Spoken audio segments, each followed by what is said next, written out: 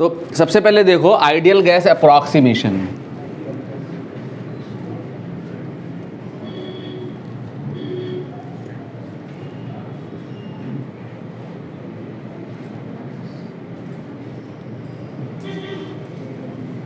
Ideal gas approximation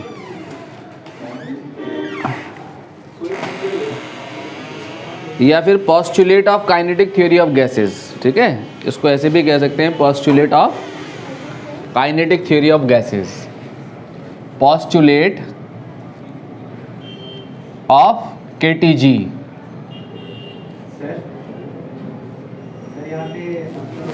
लिखो the number of particles in the gas are very large. पहला first point, पहला approximation है the number of particles in the gas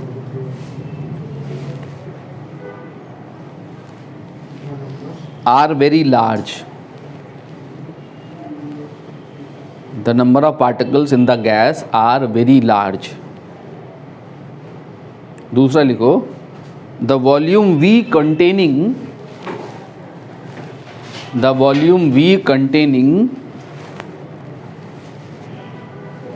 the gas is much larger than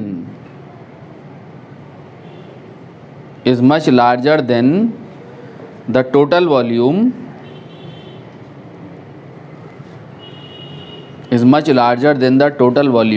actually occupied by the gas particles themselves. Actually occupied by the gas particles themselves.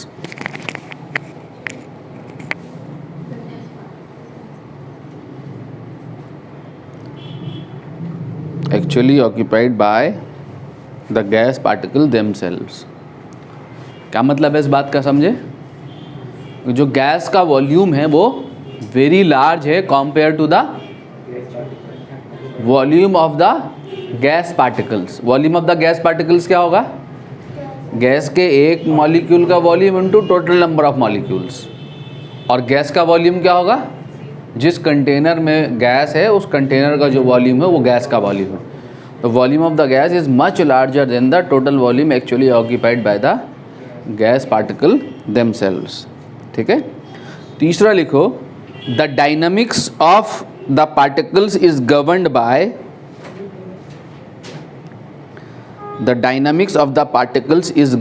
Bye Newton's laws of motion.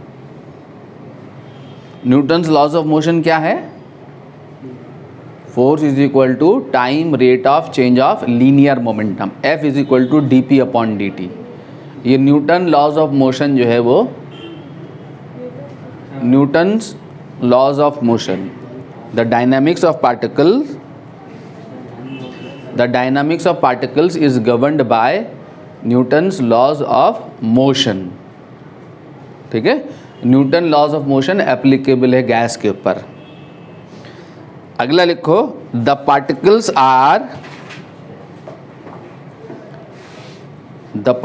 Are equally likely to be moving in any direction. किसी भी direction में particle कैसे move कर रहे हैं? Equally. ठीक है, यानी अगर हम गैस के अंदर ये बाउंड्री ले लें, देखो ये बाउंड्री ले लें, तो इस बाउंड्री से पर सेकंड जितने मॉलिक्यूल इधर क्रॉस कर रहे हैं तो नहीं इधर क्रॉस कर रहे हैं। अगर ये बाउंड्री ले ली तो पर मॉलिक्यूल जितने इधर क्रॉस कर रहे हैं पर सेकंड उतने ही मॉलिक्यूल पर सेकंड इधर क्रॉस कर रहे हैं। तो molecules are moving equally likely in any direction. ठीक है, अगला लिखो the gas particles interact with each other. The gas particles interact with each other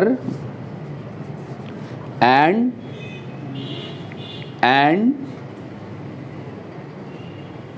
with the walls of the container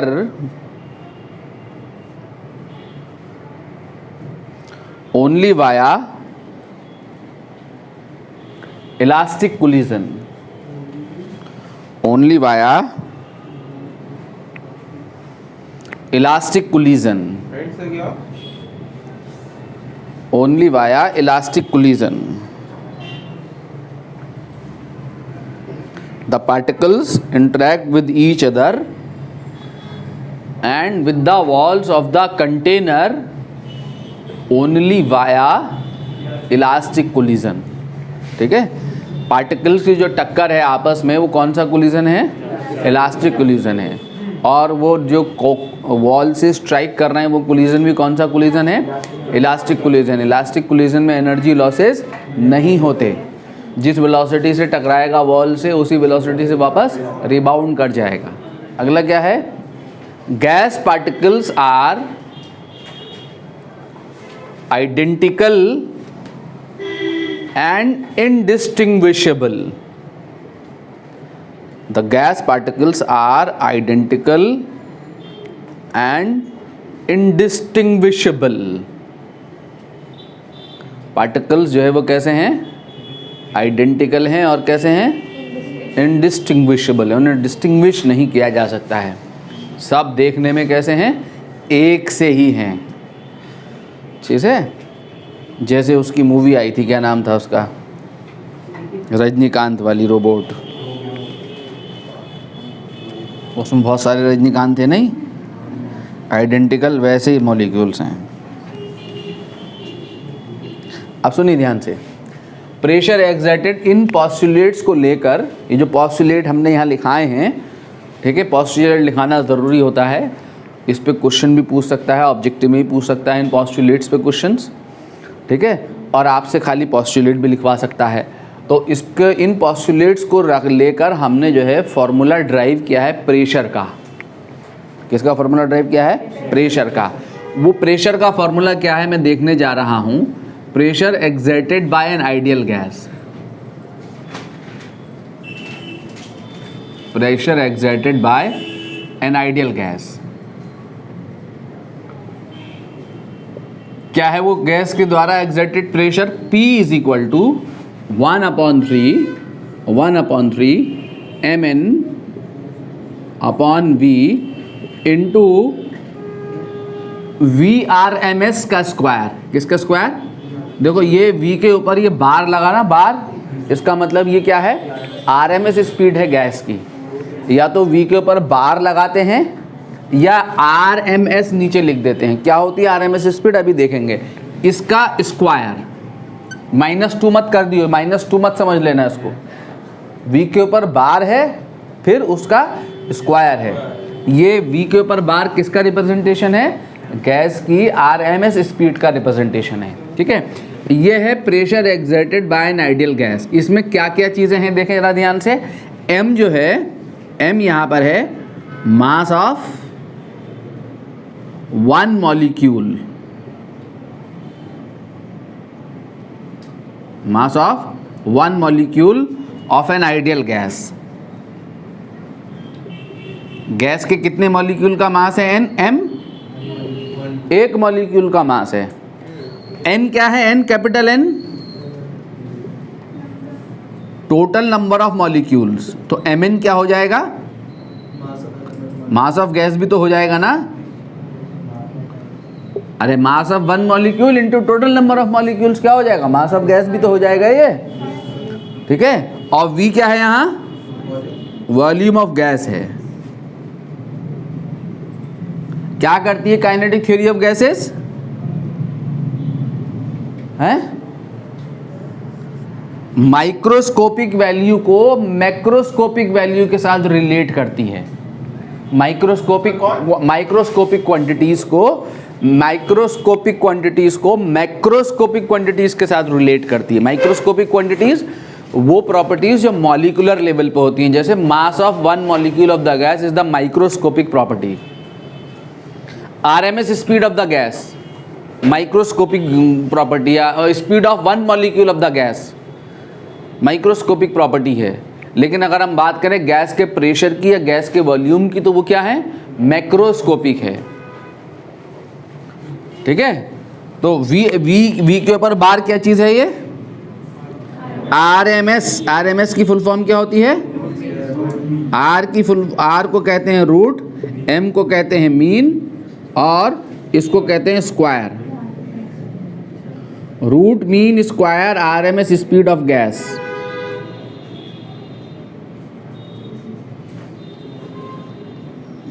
ये आइडियल गैस की रूट मीन स्क्वायर स्पीड है, ठीक है। तो यह है pressure exerted by an ideal gas, P is equal to 1/3 mn/v into VRMS का square, ठीक है। क्या होती है RMS स्पीड है, क्या होती है? अगर मान लो RMS स्पीड क्या होती है, इसको अगर हम देखें यहाँ पे, अगर V1, V2, V3 कितने मॉलिक्यूल हैं गैस में? Vn our respective speed of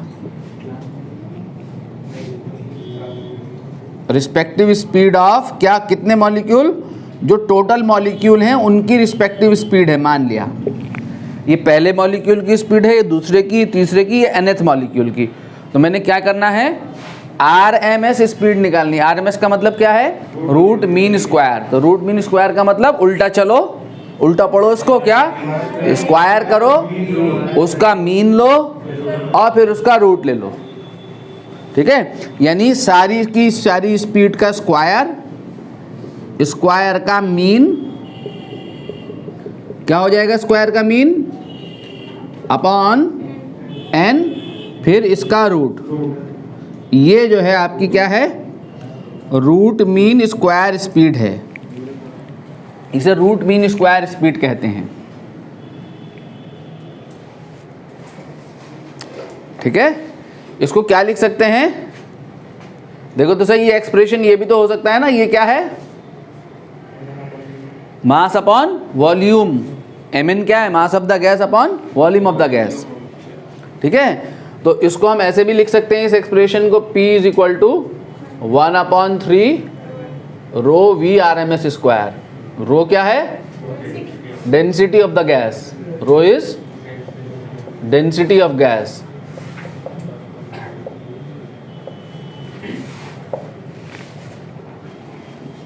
ठीक है। आप सुनो मेरी बात ध्यान से, ये क्या हो जाएगा? P इज इक्वल टू 2/3, इसको मैंने क्या लिख दिया? 2/3 n/v, और ये कितना था? बचा कितना? m into VRMS square. तो क्या क्या एक्स्ट्रा है यहाँ? 2। तो इस 2 को भी लिया है यहाँ, ऐसे लिख सकता हूं ना इस एक्सप्रेशन को, ठीक है। तो P किसके प्रोपोर्शनल है, देखो तो सही, n/v के। प्रेशर किसके प्रोपोर्शनल है? n/v क्या चीज है? Number of molecules per unit volume. तो pressure exerted by an ideal gas किस बात के ऊपर डिपेंड करता है? Number of molecules per unit volume. ये क्या है? ये number of molecules, number of molecules per unit volume, और P किसके प्रोपोर्शनल है? Half m into VRMS square. ये क्या है बच्चों? हाफ m VRMS स्क्वायर क्या है? Mean translational kinetic energy of ideal gas, नहीं, of one molecule of an ideal gas. m किसका मास है? एक मॉलिक्यूल का। तो ये किसकी काइनेटिक एनर्जी है? एक मॉलिक्यूल की। कौन सी काइनेटिक एनर्जी है? ट्रांसलेशनल काइनेटिक एनर्जी, यानी mean translational kinetic energy, mean translational kinetic energy of an ideal gas, no, not an ideal gas, of one molecule of an ideal gas, mean translational kinetic energy of one molecule। तो gas के द्वारा जो exerted pressure है वो किसके directly proportional है? Mean translational kinetic energy of gas molecule, ideal gas के pressure. और किसके प्रोपोर्शनल है? Number of molecules per unit volume.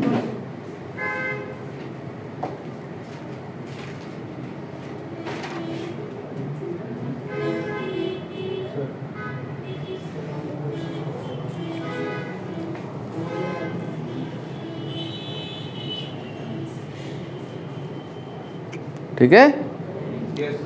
Now meaning of absolute temperature, kinetic theory of gases से मीनिंग ऑफ एब्सोल्यूट टेम्परेचर,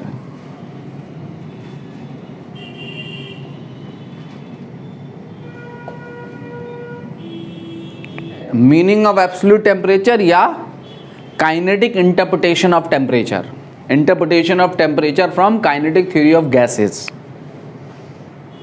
ठीक है, तो हमने क्या देखा, P इज इक्वल टू क्या है 1/3 mn/v इंटू VRMS का स्क्वायर। तो PV इज इक्वल टू क्या हो गया 1/3 mn इंटू VRMS का स्क्वायर। ऐसे लिख सकता हूँ। PV को क्या लिख सकता हूँ nRT। अरे PV is equal to nRT, ideal gas equation. तो PV is equal to nRT is equal to कितना 1/3 इंटू mn इंटू VRMS का स्क्वायर। n क्या है, n यहाँ नंबर ऑफ मोल्स है। नंबर ऑफ मोल्स क्या होंगे इस n के टर्म में, n क्या है नंबर ऑफ गैस पार्टिकल्स। ठीक है, तो क्या होगा mole, number of gas particle upon Avogadro number. तो यहाँ पे n की जगह क्या लिख सकता हूँ n/Na into RT is equal to, इसको मैं is equal to 1/3 mn into VRMS का स्क्वायर। तो n से n कट गया यहाँ। ठीक है, यहाँ पे क्या बचा R/Na, क्या बचा, ये जो R/Na है ये कहलाता है आपका KB। क्या कहलाता है KBT is equal to 1/3 m into VRMS का स्क्वायर। जहाँ पे KB इज इक्वल टू कितना है gas constant upon Avogadro number. This is called क्या बोल्ट्जमैन कांस्टेंट। ठीक है, अब इसकी वैल्यू हमने क्या बताई थी R की 8.31 जूल पर मोल पर केल्विन, और ये कितना होता है 6.023 इंटू 10 टू द पावर 23। इसको रख के सॉल्व करेंगे तो कितना आ जाएगा 1.38 into 10 to the power -23 joule per kelvin. Boltzmann constant की वैल्यू है, याद करनी है कितनी होती है 1.38 into 10 to the power -23 joule per kelvin. आप सुनो मेरी बात ध्यान से, हैं कांस्टेंट है gas constant upon Avogadro number, ये होता है, ये वैल्यू होती है। ठीक है, अब मेरी बात सुनो ध्यान से, मैं इसको क्या लिख सकता हूं, यहां से चला यहां से m into VRMS square is equal to कितना 3 KBT। ठीक है, इधर हाफ कर दिया तो इधर भी क्या कर दिया हाफ।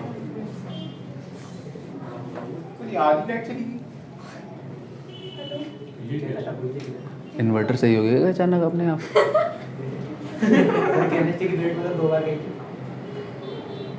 ये आ रही थी, जल रही थी, बाकी जल रहे थे ट्यूबलाइट। अच्छा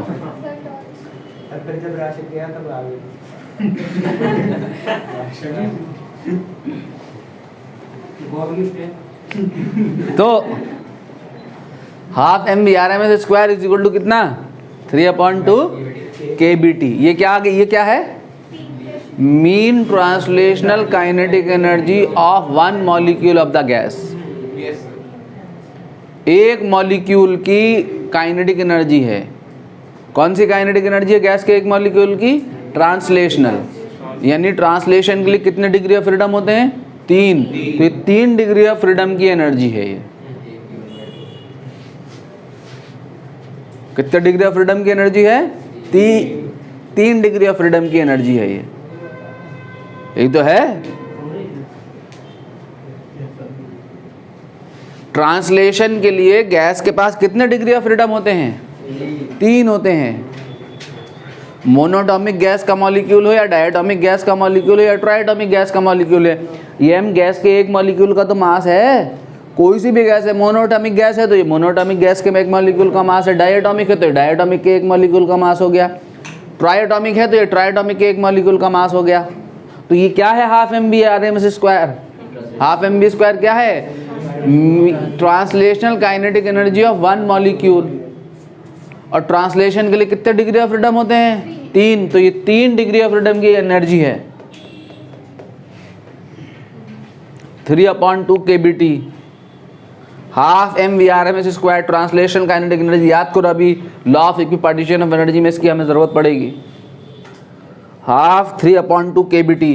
तो देखो यहाँ से, तो यहाँ से क्या आया, क्या आ गया जरा, t किसके प्रोपोर्शनल आ गया हैं, हाफ mvr, या यूँ कहें t प्रोपोर्शनल ला कह के ऐसे ही लिखें, हाफ mv² किसके प्रोपोर्शनल आ गया बोलो, डायरेक्टली प्रोपोर्शनल टू t। यानी कैसे डिफाइन करेंगे यहाँ पे टेम्परेचर को, एब्सोल्यूट टेम्परेचर को, कि mean translational kinetic energy of an ideal gas is directly proportional to the absolute temperature of the gas. Gas के एब्सोल्यूट टेम्परेचर के डायरेक्टली प्रोपोर्शनल होती है। ठीक है। अब किसी पर्टिकुलर गैस के लिए हाफ और m mass of one molecule तो कांस्टेंट वैल्यू हो गई ना, तो v² किसके प्रोपोर्शनल आएगा, t के। तो v यहां से लिखो, यहां पे स्टेटमेंट लिखना पड़ेगा कि mean translational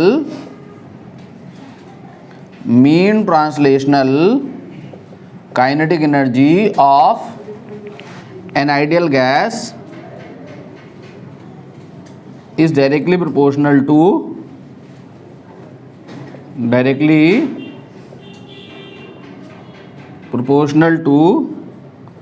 absolute temperature of gas. ठीक है। तो जो मीन ट्रांसलेशन काइनेटिक एनर्जी है वो डायरेक्टली प्रोपोर्शनल होगी किसके, गैस के एब्सोल्यूट टेम्परेचर के। ठीक है। अब यहां से देखो ये अगर ये VRMS क्या होगा फिर यहाँ से, अरे हाफ m तो कांस्टेंट वैल्यू है ना, हाफ और m mass of one molecule, तो VRMS क्या हो जाएगा, डायरेक्टली प्रोपोर्शनल टू √T। ये भी प्रोपोर्शनैलिटी आएगा। तो हम ये भी कह सकते हैं कि RMS speed of an ideal gas is directly proportional to the square root of absolute temperature of the gas. ठीक है, कि RMS speed of an ideal gas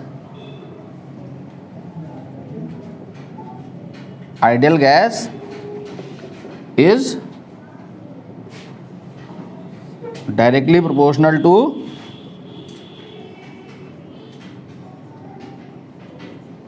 the absolute temperature of gas, directly proportional to the square root of absolute temperature, directly proportional to the square root of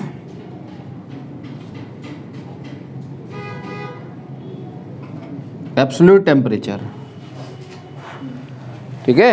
gas की जो mean translation kinetic वो RMS speed है वो directly proportional है किसके, square root of absolute temperature के। लिखिए law of equipartition of energy.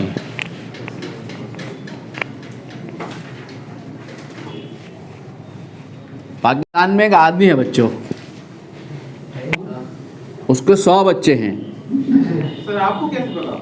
मैं अभी फेसबुक पे देख रहा था, यूट्यूब चैनल पे आपको दिखाई देगा। 100 नहीं, 100 से ज़्यादा हैं, उसके 100 से ज़्यादा बच्चे हैं। तो अगर वो उसके पास मान लो 100 करोड़ रुपए हैं,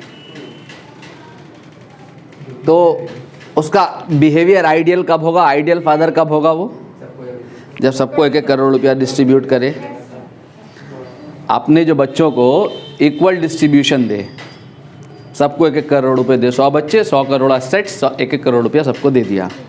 लेकिन अगर ऐसा है कि साहब जो है पहला वाला बच्चा जो है वो या आखिरी वाला जो है उससे बड़ी मोहब्बत है, उसको 50 करोड़ रुपए दे दिए और बाकियों से कहा कि बाकी तुम बांट लो, तो वो तो आइडियल बिहेवियर नहीं हुआ हैं। फिर तो जो है वो आपस में लड़ मर के मर जाएंगे बेचारे, 100 के 50 ही बचेंगे, एक दूसरे को ख़त्म कर देंगे। तो आइडियल गैस जो है उसका एसेट्स क्या है? उसकी इंटरनल एनर्जी। आइडियल गैस के पास जो एसेट्स है वो क्या चीज़ है? उसकी इंटरनल एनर्जी। और उसके चिल्ड्रंस कौन हैं? मॉलिक्यूल्स। ठीक है, एनर्जी कौन कैरी करके चलते हैं? मॉलिक्यूल्स। और मॉलिक्यूल्स के पास जो एनर्जी होती है वो कहाँ होती है? उसके डिग्री ऑफ फ्रीडम में। मैंने बताया था term degree of freedom refers to the total number of independent ways in which a system can have energy. ठीक है, तो law of equipartition of energy ये कहता है कि आइडियल गैस अपनी होल एनर्जी को इक्वली डिस्ट्रीब्यूट करती है among its degrees of freedom. सही है, वो क्या है सर? क्या करती है? इक्वली डिस्ट्रीब्यूट करती है। कहने का मतलब ये है कि एक आइडियल गैस के अगर मान ले 100 डिग्री ऑफ फ्रीडम है, एक आइडियल गैस के फॉर एग्जाम्पल के तौर पे बहुत से डिग्री फ्रीडम तो बहुत सारे होंगे, जितने मॉलिक्यूल्स उतने डिग्री। अगर गैस का 1 मोल गैस डाइएटॉमिक गैस है, अगर 1 मोल डाइएटॉमिक गैस है तो उसमें कितने मॉलिक्यूल्स हैं? 6.023 into 10 to the power 23 molecules हैं। एवोगाड्रो नंबर ऑफ मॉलिक्यूल्स होते हैं 1 मोल में। एक मॉलिक्यूल का कितना डिग्री ऑफ फ्रीडम है? 5। तो 1 मोल में डिग्री ऑफ फ्रीडम कितने होगा टोटल गैस के पास? 5 into 6.023 into 10 to the power 23 degree of freedom हो गए। मान लीजिए एक गैस के पास 100 जूल एनर्जी है और 100 डिग्री ऑफ फ्रीडम है। उसके कितनी एनर्जी है? 100 जूल। और डिग्री ऑफ फ्रीडम कितने हैं? 100 में से कुछ कोई ट्रांसलेटरी है, कोई रोटेटरी है, कोई वाइब्रेटरी है, अलग अलग प्रकार के डिग्री ऑफ फ्रीडम है। तो गैस बिना डिफरेंशिएट किए हुए हर एक डिग्री ऑफ फ्रीडम को इक्वल एनर्जी डिस्ट्रीब्यूट करेगी। एवरी डिग्री ऑफ फ्रीडम, वो कोई से भी मॉलिक्यूल का कोई सा भी डिग्री ऑफ फ्रीडम होगा, इक्वल एनर्जी कैरी करके चल रहा होगा। हर एक डिग्री ऑफ फ्रीडम के पास कितनी एनर्जी होगी? 1 जूल, 1 जूल, 1 जूल। और सारी एनर्जी मिला के क्या बनेगी आपकी? 100 joule total internal energy of an ideal gas. यही law of equipartition of energy कहता है। समझ गए मेरी बात को? ठीक है, यही लॉ इक्वी पार्टीशन, जैसे इसका नाम है इक्वी पार्टीशन। इक्वी माने इक्वल और पार्टीशन माने पार्टीशन। तो law of equi partition of energy. Ideal gas अपने इंटरनल एनर्जी का क्या करती है? इक्वल डिस्ट्रीब्यूशन करती है among its degrees of freedom. ठीक है, लिखो। It states that in any dynamical system, it states that in any dynamical system in thermal equilibrium, it states that in any dynamical system in thermal equilibrium, comma, an ideal gas distributes whole of its energy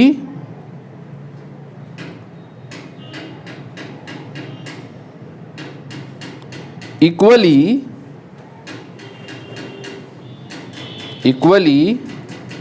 amongst its various degrees of freedom.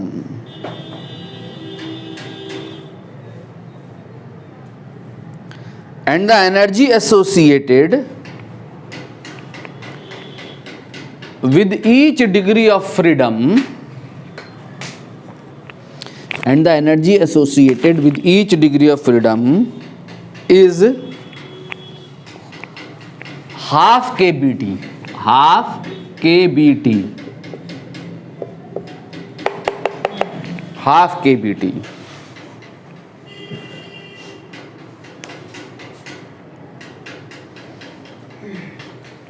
ठीक है,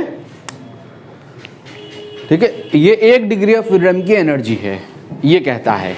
कि आपने gas अपनी internal energy को अपने degree of freedom में equally distribute करती है और एक डिग्री ऑफ फ्रीडम की एनर्जी कितनी होती है, हाफ kBT होती है, जहाँ kB क्या है, वही है, क्या है, बोल्ट्जमैन्स कांस्टेंट है। कितनी होती है वैल्यू उसकी, बोलो जल्दी से, बोलो यार जोर से बोलो जल्दी से, 1.38 इंटू 10⁻⁻23 जूल पर केल्विन। और टी क्या है यहाँ, एब्सोल्यूट टेम्परेचर है। टी क्या है यहाँ, एब्सोल्यूट टेम्परेचर है। ठीक है, इसको प्रूफ करना है हमने। अगर सिंस अभी हमने क्या देखा था कि जो मीन ट्रांसलेशनल काइनेटिक एनर्जी है, mean translational kinetic energy of an ideal gas molecule, gas के, आइडियल गैस के एक मॉलिक्यूल की जो मीन ट्रांसलेशनल काइनेटिक एनर्जी थी वो कितनी थी, half m into half mv square is equal to 3/2 kBT। KTG में देखा था मैंने, अभी देखा था हमने कि गैस के एक मॉलिक्यूल की जो काइनेटिक एनर्जी है वो 3/2 kBT है। जहां पर ये क्या है, ये क्या है, अगर ये गैस के मॉलिक्यूल की यहाँ RMS स्पीड है Vx, यहाँ पे RMS स्पीड है Vy, ये x एक्सिस है, ये y एक्सिस है और ये z एक्सिस है, और यहाँ पे स्पीड है कितनी, बोलो, Vz। ठीक है, तो ये क्या होगी, V, इन तीनों का सम होगी ना, वेक्टर सम, तो ये V क्या होगी, vector sum Vx i cap plus Vy j cap plus Vz k cap. तो मैग्नीट्यूड क्या होगा इसका, V square is equal to क्या होगी, V x square plus Vy square plus Vz square होगी। बोलो, अरे ये तीन कंपोनेंट है ना, इसके लिए हमने एक डिग्री ऑफ फ्रीडम यहाँ लिया था हमने इस डायरेक्शन में ट्रांसलेशन के लिए, एक डिग्री ऑफ फ्रीडम इस डायरेक्शन में ट्रांसलेशन के लिए लिया था, एक डिग्री ऑफ फ्रीडम इस डायरेक्शन में ट्रांसलेशन के लिए लिया था। तो ये 3 डिग्री ऑफ फ्रीडम की एनर्जी है ना, ये हाफ mv RMS स्क्वायर, जो कि किसके बराबर है, 3/2 kBT के। इसको अगर मैं यहाँ डाल दूँ और ये गैस की स्पीड किसके बराबर होगी, तीनों कंपोनेंट के टर्म में, गैस की स्पीड का मैग्नीट्यूड का स्क्वायर इसी के ना बराबर आएगा। ठीक है, ये एक्स वाई जेड क्या है, ये RMS स्पीड है गैस की, कहाँ, इन एक्स वाई जेड डायरेक्शन। इन तीनों का जो रिजल्टेंट होगा ये क्या होगी आपकी, RMS speed of the gas molecule. ठीक है, इसको अगर मैं यहाँ डाल दूँ तो आपका ये क्या बन गया, हाफ m इंटू, बोलो, V x square plus V y square plus V z square is equal to कितना, 3/2 kBT। ठीक है, ये आ गया। तो half m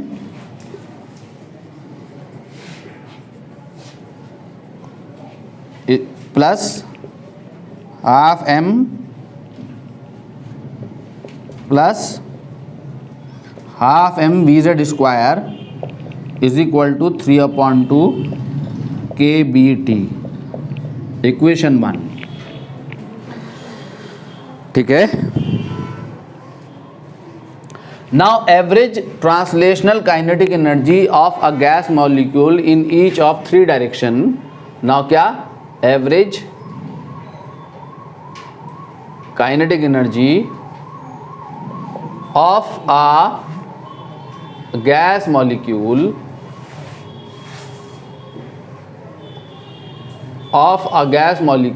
in each of 3 direction. तीनों डायरेक्शन में जो काइनेटिक एनर्जी है गैस मॉलिक्यूल की वो क्या है, इज सेम। मतलब क्या कि जो एक्स डायरेक्शन में जो ट्रांसलेशनल काइनेटिक एनर्जी है गैस के मॉलिक्यूल की, वही है कौन सी डायरेक्शन में, y डायरेक्शन में, वही सेम एनर्जी है कहाँ, z डायरेक्शन में। इक्वेशन 2। ठीक है, अब अगर इन इक्वेशन 1 और इक्वेशन 2 से ये तीनों एनर्जी आपस में क्या है, इक्वल है, और तीनों एनर्जी का सम कितना है, 3/2 kBT है, तो एक एनर्जी कितनी हो जाएगी इसमें से, हाफ kBT।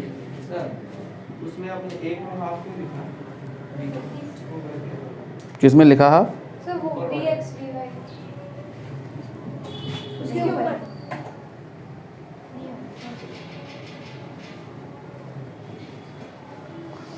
ठीक है, समझ गए मेरी बात को?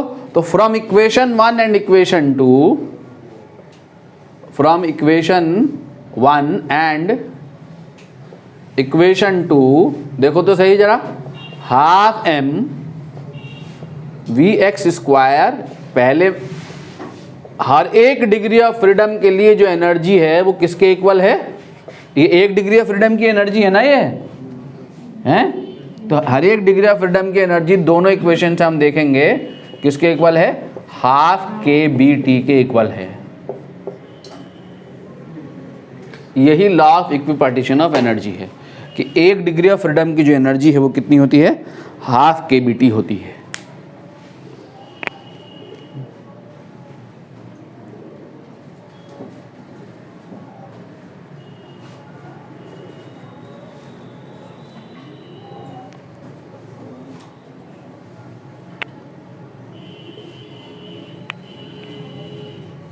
समझ में आ गया?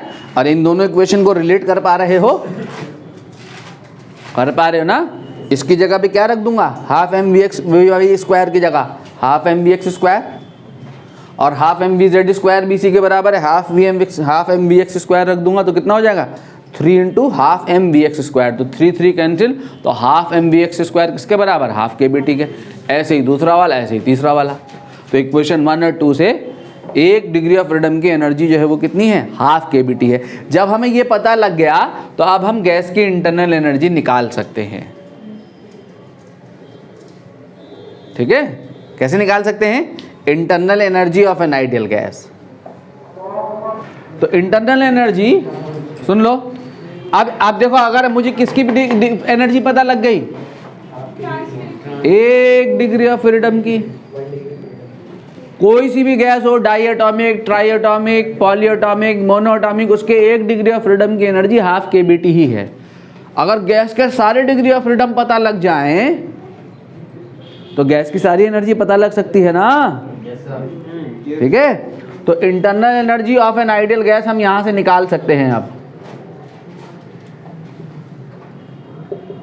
क्या होगी वो जरा देखें ध्यान से। अगर F जो है, F क्या है? डिग्री ऑफ फ्रीडम है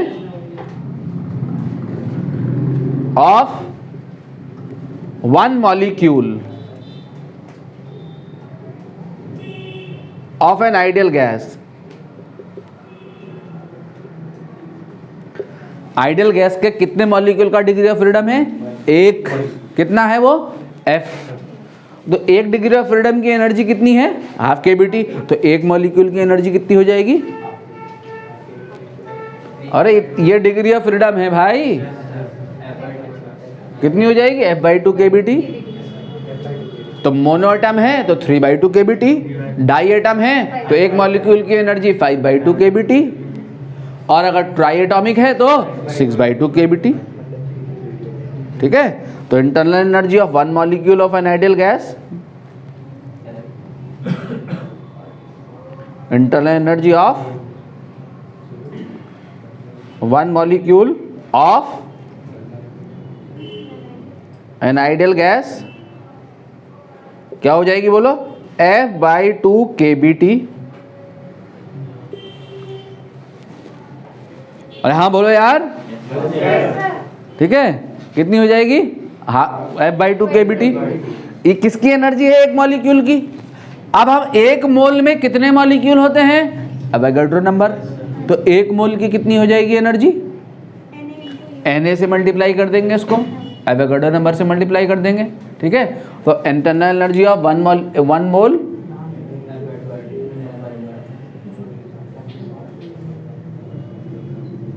internal energy of 1 mole of an ideal gas कितनी हो गई? F/2 KB into Na into T है। हाँ कहो यार। और KB इंटू Na क्या है?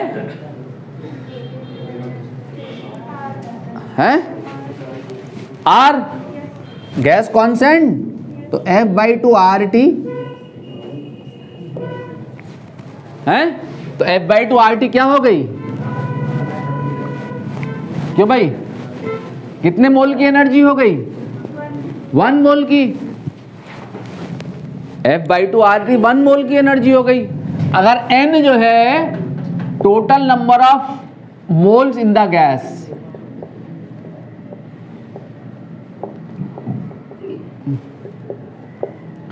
इन एन आइडियल गैस के टोटल मोल्स कितने हैं? N, तो टोटल इंटरनल एनर्जी क्या हो जाएगी? तो total internal energy of an ideal gas U is equal to N into F/2 into R into T। R क्या है? Universal gas constant. कितनी होती है वैल्यू? 8.31 जूल पर मोल पर केल्विन। कैलोरी में कितनी होती है? 2 कैलोरी पर मोल पर केल्विन। ठीक है। T क्या है यहाँ? हाँ, सेल्सियस में नहीं रखना है। एब्सोल्यूट टेम्परेचर किसे कहते हैं? जो केल्विन में होता है। तो केल्विन स्केल पे है, याद रहे।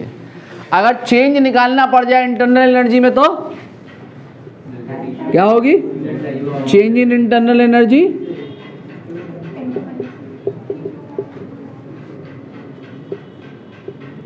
बोलो, delta U is equal to N into F/2 into R into delta T। ये आ जाएगी ना। अब ये F/2 R क्या है बताओ तो सही? CV। तो U is equal to N CV into delta T भी कह सकते हैं, NCVT भी कह सकते हैं।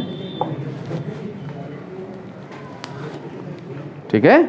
तो delta U is NCV, delta T भी हो सकता है।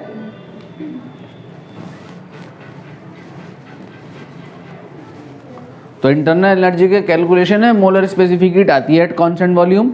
ठीक है। प्रोसेस कोई सी भी हो, याद रहे, प्रोसेस आइसोबारिक हो या आइसोकोरिक हो या पॉलीट्रॉपिक हो, इंटरनल एनर्जी के कैलकुलेशन का फॉर्मूला यही होगा, NCV डेल्टा T। हीट के फॉर्मूले में ये C बदलेगा, हीट के, क्योंकि F/2 R is the formula, उसको मैंने वहां से रिलेट किया है। हीट का कैलकुलेशन करोगे तो NC डेल्टा T आएगा। आइसोबारिक होगी तो Cp लोगे, आइसोकोरिक होगी तो Cv लोगे, पॉलीट्रॉपिक होगी तो R/γ-1 प्लस R/1-x लोगे। लेकिन बाकी कोई सी भी प्रोसेस होगी, इंटरनल एनर्जी किस बात पर डिपेंड करती है? आइडियल गैस के लिए only temperature of the gas. किस बात पर डिपेंड नहीं करती कि किस प्रोसेस के तहत गैस का टेम्परेचर चेंज कर रहे हैं। चेंज इन इंटरनल एनर्जी सिर्फ चेंज इन टेम्परेचर पर डिपेंड करेगी, टेम्परेचर पर डिपेंड करती है बस। अब आप प्रेशर को कांस्टेंट रखते हुए करो या वॉल्यूम को कांस्टेंट रखते हुए करो या किसी और चीज में, किसी और प्रोसेस के तहत करो, इंटरनल एनर्जी का calculation for all processes will be same. Heat का कैलकुलेशन अलग अलग होगा। हीट के कैलकुलेशन के लिए हमें मोलर स्पेसिफिक हीट का कैलकुलेशन करना पड़ेगा अलग अलग प्रोसेस में। ठीक है। बट इंटरनल एनर्जी का calculation for all the processes क्या होगा? सेम होगा।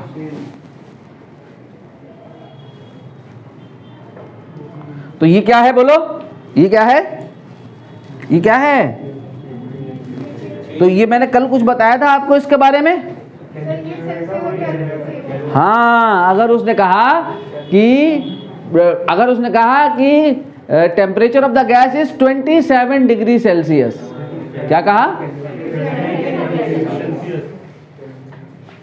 Find internal energy of the gas. तो 27 क्यों रखोगे भाई? चेंज हो रही है, 300 रखोगे, ये लगाओगे। गैस का टेम्परेचर 27 डिग्री सेल्सियस है, ये कह रहा है। लेकिन अगर वो कहे कि गैस का टेम्परेचर 27 डिग्री सेल्सियस चेंज हो गया, तो यहाँ पे क्या करोगे? 27 डिग्री सेल्सियस को केल्विन में बदलोगे, और 27 डिग्री सेल्सियस को केल्विन में बदलोगे तो कितना आएगा? वो 27 ही आएगा। यहाँ भी केल्विन में ही रखना है, यहाँ भी केल्विन में ही रखना है, लेकिन यहाँ न्यूमेरिकल वैल्यू सेल्सियस वाली चेंज नहीं होगी, बिकॉज ये चेंज है। Change on Celsius scale and change on kelvin scale क्या होगा? सेम होगा। पर्टिकुलर टेम्परेचर को केल्विन में बदलना है तो आपको 273 ऐड करना पड़ेगा, या केल्विन को सेल्सियस में बदलना है तो 273 माइनस करना पड़ेगा। लेकिन चेंज को अगर चेंज करना है सेल्सियस से केल्विन में, केल्विन से सेल्सियस में, तो कुछ भी ऐड और सब्ट्रैक्ट नहीं करना है, वही रहेगी न्यूमेरिकल वैल्यू। ठीक है, लिखो question.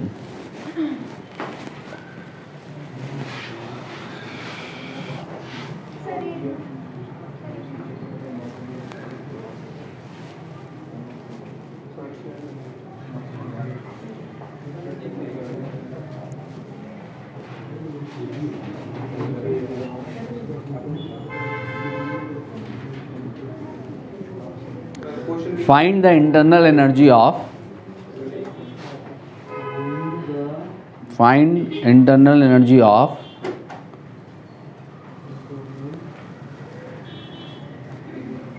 two moles of an ideal diatomic gas at 27 degree Celsius. दूसरा लिखो at 27 degree Celsius. Find change in internal energy, इसी में सेकंड पार्ट लिखो। Find change in internal energy of the gas if temperature is increased by, find change in internal energy of the gas if temperature is increased by 10 degree Celsius. अगला लिखो find mean translational kinetic energy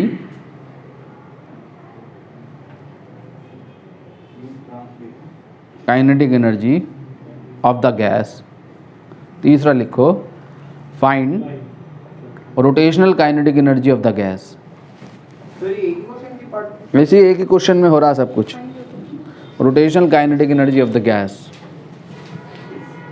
अगला लिखो find translational kinetic energy per molecule of the gas. Sir एक minute sir, translational kinetic energy per molecule of the gas. ठीक है, rotational energy और gas क्या होता है क्या निकालना। अगला लिखो find translational kinetic energy per molecule of the gas. Find rotational kinetic energy per molecule of the gas.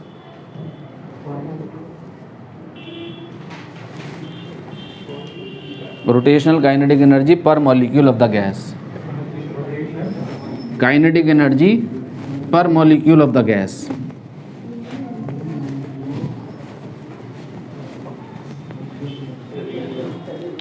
कौन सी गैस है? डिग्री ऑफ फ्रीडम कितने हो गए? 5 में 3 कौन से हैं? ट्रांसलेटरी 2 कौन से हैं? रोटेटरी। ठीक है, कितने मोल हैं? 2। पहला पार्ट कर रहा है। टेम्परेचर कितना है गैस का? 27 प्लस 273 कितना हो गया? 300 केल्विन। तो इंटरनल एनर्जी निकालेंगे, क्या आएगा? N into F/2 into R into T। तो 2 into 5/2 R into T is 300। तो 1500 R के टर्म में ले लें, कोई दिक्कत तो नहीं। R की वैल्यू 8.31 डाल देंगे तो उतना जूल आ जाएगा। ठीक है, अब क्या कह रहा है? चेंज इन टेम्परेचर दिया हुआ है कितना? 10 degree Celsius. Increase in temperature 10 degree Celsius. तो केल्विन में कितना होगा? ये 10 केल्विन ही होगा। अब ये चेंज दिया हुआ है, 273 ऐड नहीं करना होगा। ठीक है, तो क्या आ जाएगा बोलो? Delta T U is equal to N into F/2 into R into delta T. Internal energy increase कर जाएगी ना, कितनी थी? 1500 आर थी, कितना आ गया इंक्रीज? 5/2 आर इंटू 10 कितना? 50 आर क्या कर गई? इंक्रीज। कितनी हो जाएगी होगा फाइनल एनर्जी? 1500 प्लस 50, 1550 आर हो जाएगी। हमें खाली चेंज पूछ रहा है। ठीक है, इतना और इंक्रीज हो जाएगी एनर्जी टेम्परेचर के बढ़ने पे। ठीक है, ये हमने इंक्रीज इन एनर्जी निकाला है, टोटल इंटरनल एनर्जी नहीं निकाली है। इंक्रीज 10 डिग्री सेल्सियस टेम्परेचर बढ़ेगा तो जो पहले एनर्जी थी उसमें इतना और बढ़ जाएगी। इन चेंज पूछेगा, चेंज पूछ रहा है, ठीक है। तीसरा क्या पूछ रहा है बोलो, mean translational kinetic energy of, तो mean translational kinetic energy of the gas कितनी हो जाएगी, ये जो है ना आपका ये डिग्री ऑफ फ्रीडम आपने F लिया था ना, या F की जगह कितना हो जाएगा 3/2 RT। अरे इसमें से 3 डिग्री ऑफ फ्रीडम किसके लिए हैं, रोटेशन के लिए, 2 किसके लिए हैं, ट्रांसलेशन के लिए। तो यहाँ पे डिग्री ऑफ फ्रीडम कितना रख देना है एनर्जी में, हैं 3 रख देना है। तो n × 3/2 × RT, ये एनर्जी टोटल कितनी है, इतनी किस में है, गैस में, इतनी mean translational kinetic energy of, तो mean translational kinetic energy of the gas कितनी हो जाएगी, ये जो है ना आपका ये डिग्री ऑफ फ्रीडम आपने F लिया था ना, या F की जगह कितना हो जाएगा 3/2 RT। अरे इसमें से 3 डिग्री ऑफ फ्रीडम किसके लिए हैं, रोटेशन के लिए, 2 किसके लिए हैं, ट्रांसलेशन के लिए। तो यहाँ पे डिग्री ऑफ फ्रीडम कितना रख देना है एनर्जी में, हैं 3 रख देना है। तो n × 3/2 × RT, ये एनर्जी टोटल कितनी है, इतनी किस में है, गैस में, इतनी, ये ले यार, ये ले, आप सुनो, इधर सुनो। तो 1500 R में से 900 R क्या है, ट्रांसलेशन के लिए एनर्जी है गैस के मॉलिक्यूल के बाद, बची 600 किसके लिए है, रोटेशन के लिए है। तो रोटेशन के लिए एनर्जी कितनी हो गई, बाकी 600 R यहाँ पे भी लगा सकते हो, 2 लगाओगे ना यहाँ तो 600 आएगी। तो 600 R रोटेशन के लिए, तो 9 और 6 मिला के कितनी हो रही है, 1500 R, टोटल 1500 R है। 1500 R में से 900 R ट्रांसलेशनल काइनेटिक एनर्जी है और 600 R जो है वो रोटेशनल काइनेटिक एनर्जी है, ठीक है। अगला क्या बचा है, पर मॉलिक्यूल, कौन सी, ट्रांसलेशन। तो पर मॉलिक्यूल के लिए क्या है ट्रांसलेशनल काइनेटिक एनर्जी, 3/2 kBT। अरे ट्रांसलेशन के लिए 3 ही डिग्री फ्रीडम ना होते हैं एक मॉलिक्यूल के पास, एक डिग्री ऑफ फ्रीडम की एनर्जी कितनी थी, ½ kBT थी। तो ट्रांसलेशन की कितनी हो गई एक मॉलिक्यूल की एनर्जी, 3/2 kBT। तो 3/2 × 1.38 × 10⁻⁻23 × 300, ठीक है। यानी जो भी आ जाए 450 × 1.38 × 10⁻⁻23 जूल, इतनी एनर्जी है किस पे, 1 मॉलिक्यूल पे, ट्रांसलेशन के लिए। और अगला किसके लिए, रोटेशन के लिए। तो रोटेशन के लिए कितनी हो गई, 2/2 kBT, ठीक है। रोटेशन में डायटोमिक है ना, डायटोमिक में 2 डिग्री ऑफ फ्रीडम होंगे। तो 2/2 kBT यानी कितना, kBT यानी कितना, 1.38 × 10⁻⁻23 × 300 जूल।